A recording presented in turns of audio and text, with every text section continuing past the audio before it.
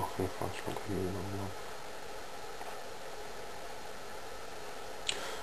'Twas the night after Christmas, and all through the house not a creature was stirring.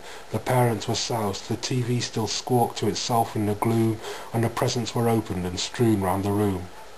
The children were stoned in their bedrooms upstairs, flaked out on futons and chilled out on chairs, and Gran in her nightie, her teeth on her lap, was pouring herself out a final nightcap. When out on the street there arose such a row, Granny lifted her head up and muttered, "What now?" and off to the window she shuffled and creaked, and through the net curtains she cautiously peeked.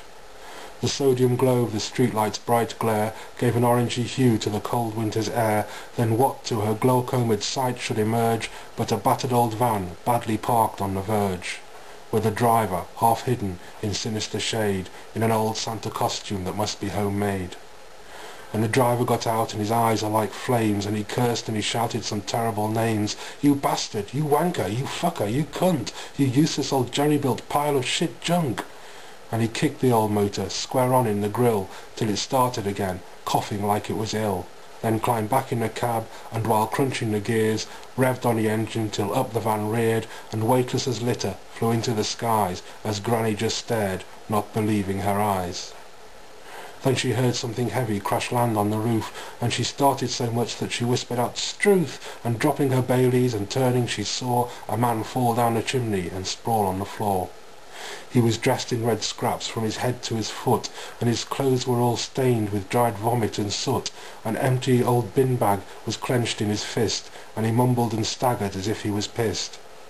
His eyes, they were sunken in flesh white as snow, his cheekbones protruded like icebergs below, his mean little mouth was drawn out like a slash, his scraggly beard hid a scabrous rash.